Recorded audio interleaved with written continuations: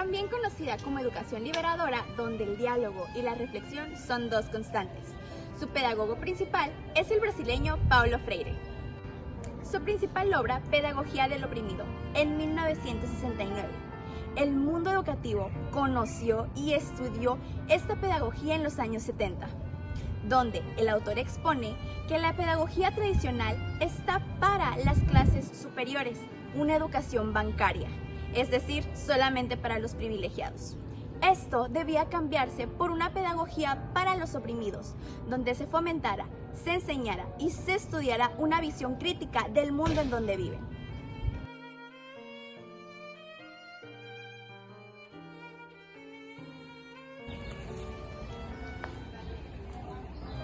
Hola, buenas tardes. Mi nombre es Paulo Freire y hoy les voy a hablar un poco de mi vida y un poco de mis logros.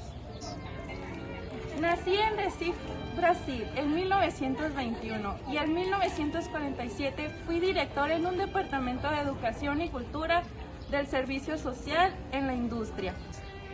Estudié letras y me doctoré en 1959 en filosofía e historia de la educación, en las que se sientan las bases de mi método, según el cual todo proceso educativo debe partir de la realidad que rodea el individuo.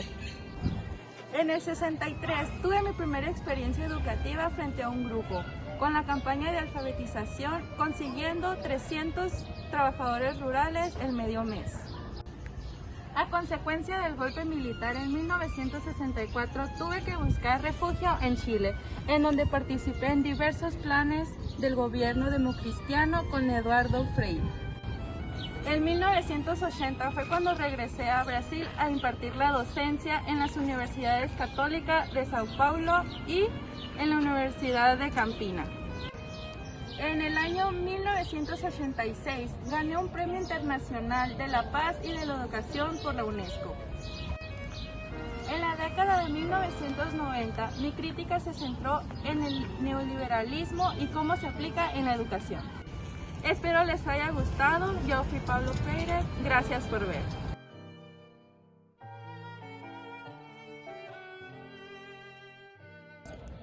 El educador Freire, en su obra La pedagogía del oprimido, dice que las masas oprimidas deben tener conciencia de su realidad y comprometerse en su praxis para su transformación.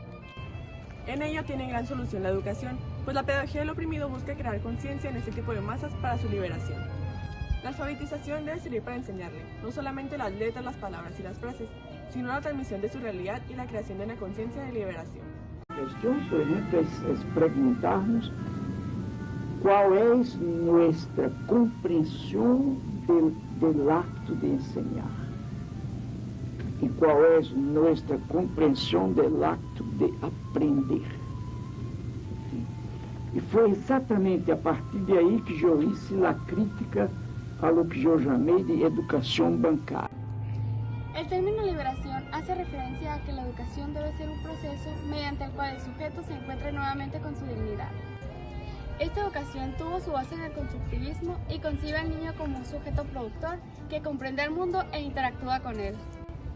Sin embargo, no se trata únicamente de comprender o analizar al niño como un sujeto diferente. Debe ser el docente el que debe ser un ser liberado de la educación bancaria. Solo de este modo, el educador y el educando podrán aprender y dar sus opiniones de lo que están aprendiendo juntos.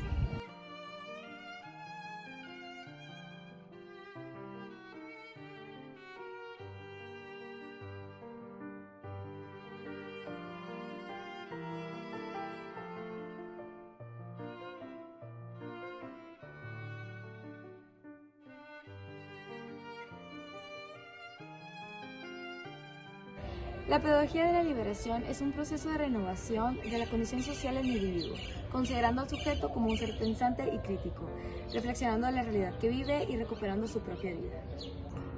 Esta pedagogía propicia la reflexión de conciencia sobre sí misma, hace que sea un acto cognoscente y permite la superación del educador educando mediante el diálogo, el pensamiento y la acción. A través del diálogo, los educandos y el educador tienen la posibilidad de expresar sus creencias, opiniones y conocimientos, contribuyendo así con la discusión al pensamiento crítico. lo que no implica solamente un ejercicio semántico, sino una acción transformativa para una relación productiva. Freire plantea que la existencia de la discrepancia no suprime la acción de la comunicación, sino que permite la comunicación con un sentido constructivo. De esta manera, si se detiene el diálogo cada vez que hay discrepancias, solo podríamos hablar con los que piensan igual de nosotros, deteniendo de esta manera la producción. Se contrapone a la pedagogía bancaria, la cual, según Freire, únicamente fomenta pasividad y fatalismo en los sujetos, ya que se les percibe como cajas de información, dejando de lado todos los procesos cognitivos y reflexivos de la enseñanza, fomentando solamente reproducción, sin análisis ni comprensión de los temas que se están enseñando.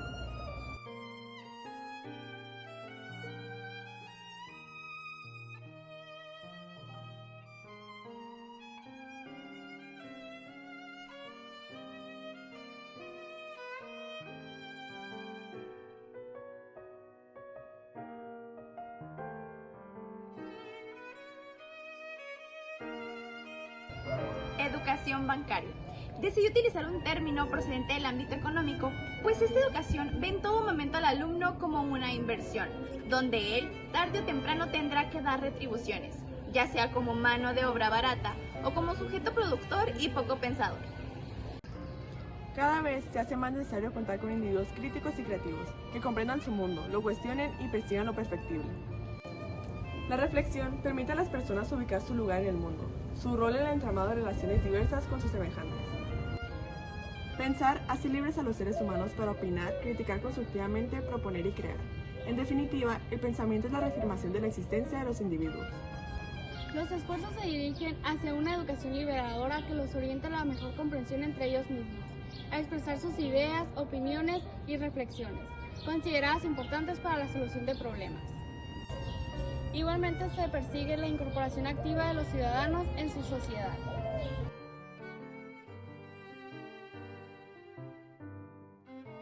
Que tener gusto. La educación es una obra de arte.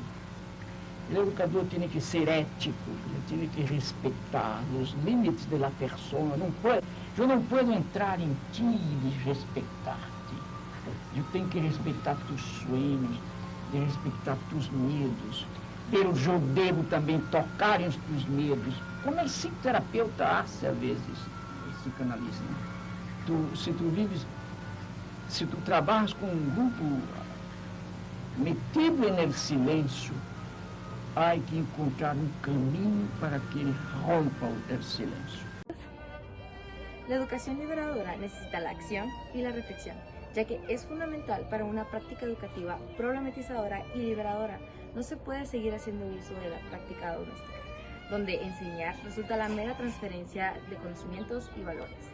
Más bien, se trata de problematizar los contenidos, analizar la realidad, confrontar al educando por medio de un diálogo crítico y enseñar al educando a pensar los contenidos críticamente.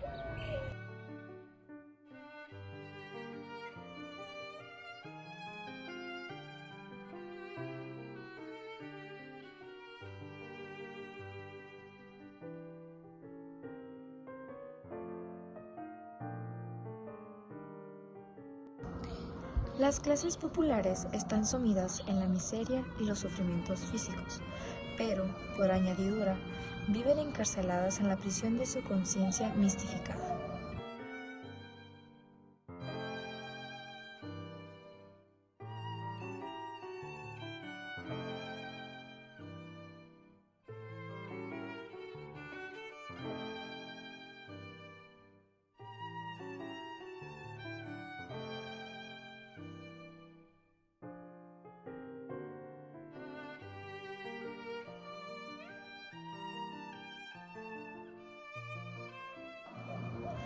Resulta, en consecuencia, claro que su liberación no podría ser simplemente de orden económico. Una transformación de estructuras no es posible ni durable sin la mediación de una auténtica liberación de las conciencias. La visión filosófica de Paulo Freire se fue transformando en pedagogía en la medida en que el autor fue descubriendo la necesidad urgente de realizar una obra liberadora a nivel de las conciencias. Algunas críticas del autor son: La concientización consiste en un método de alfabetización-concientización, gracias al cual muchos hombres y mujeres comenzaron a asumir su propia existencia como un compromiso en la historia. Se trata, pues, de una manipulación de la enseñanza con fines políticos. Freire calificará de reaccionarios a quienes no estén de acuerdo con él. Como era de esperarse, los grupos reaccionarios confundieron sistemáticamente en sus acusaciones la política con el educador, presentando así el esfuerzo de la formación de la conciencia de las masas como síntoma de una peligrosa estrategia de subversión.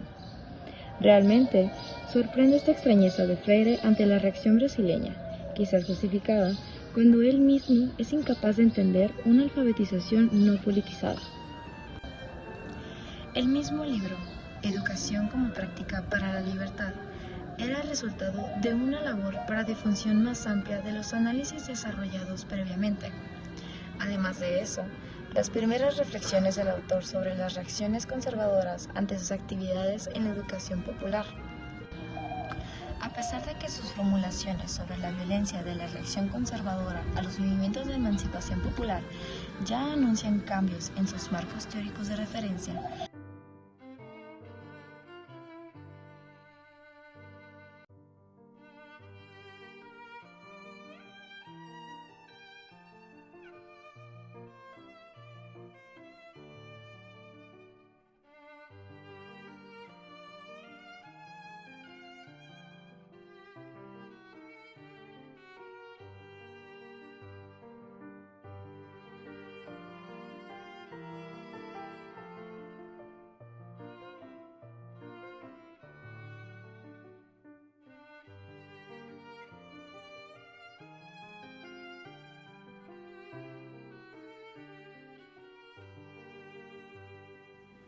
Freire continuó la reflexión pedagógica, desde la que elaboró nuevas obras que afirmaran y continuaran el pensamiento de las de su primera época.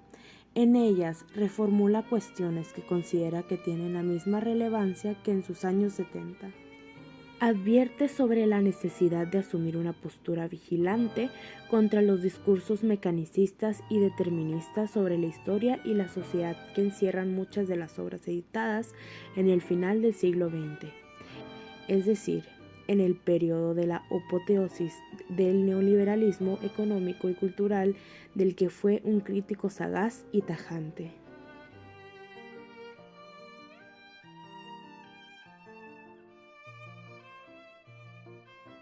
El punto de partida de la educación está en el contexto cultural, ideológico, político, social de los educandos. No importa que esté este contexto echado a perder. Una de las tareas del educador es rehacer esto. En el sentido de que el educador es también un artista. Él rehace el mundo.